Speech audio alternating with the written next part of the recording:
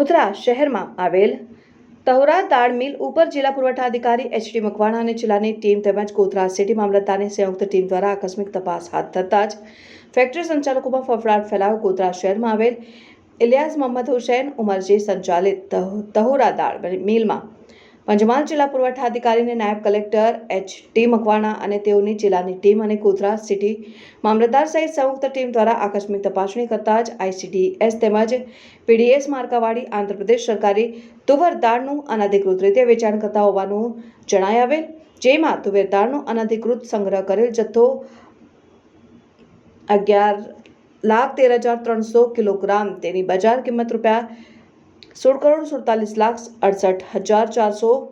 અને તેમજ જથ્થો ભરેલ વાહન નંગ 1 એની અંદાજિત કિંમત ₹8 લાખ આમ કુલ મળીને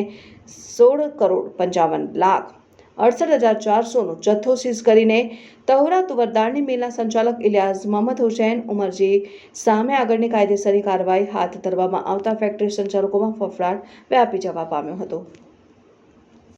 પંચમહાલ જિલ્લાના ગોધરા સિટીની અંદર શેખ મજાવર રોડ ઉપર આવેલી તાહુરા પ્રોટીન્સ જે તુવેર દાળની મિલ છે, એ મિલ ઉપર અમારી જિલ્લા પુરવઠાની ટીમ અને ગોધરા સિટી મામલતદારની સંયુક્ત ટીમ દ્વારા આકસ્મિક દરોડા પાડીને તપાસણી હાથ ધરવામાં આવેલી હતી। આ મિલનું મૂળ કામ છે એ તુવેરની ખરીદી કરી પ્રોસેસિંગ મિલિંગ કરીને તુવેર દાળ બનાવીને વેચવાનું, પરંતુ સાચી હકીકત જે ચોંકાવનારી અમારે તપાસણી દરમિયાન મળી આવેલ છે કે ત્યાં જે ગાડી હતી, ગાડીમાંથી જે માલ ઉતરતો હતો એ તમામે તમામ માલ અને જે જથ્થો હતો એ આંધ્રપ્રદેશ સરકારનો જાહેર વિતરણ વ્યવસ્થા હેઠળનો એટલે કે PDS હેઠળનો અને ICDSનો જે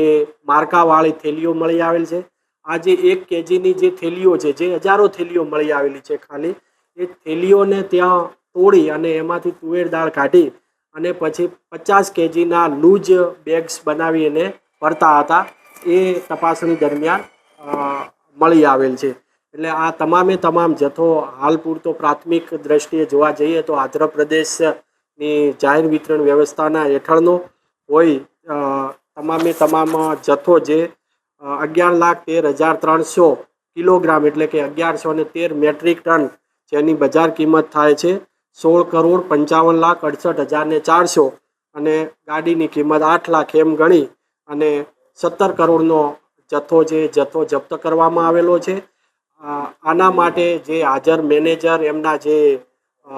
પ્રોપરાઇટર છે તેઓનો સંપર્ક કરતા તેઓએ કોઈ બિલ કે પુરાવા આ આંધ્રપ્રદેશનો જથ્થો અહીંયા કેવી રીતે આવ્યો, કોણ લાવ્યો વગેરે તમામ બાબતોની આખો દિવસ તપાસણી કરતાં કોઈ પુરાવા રજૂ કરી શકેલ નથી, જેથી તેને ધ્યાને રાખી જથ્થો સીઝ કરી અને મિલને પણ સીલ કરીને આગળની કાયદેસરની કાર્યવાહી હાથ ધરેલ છે।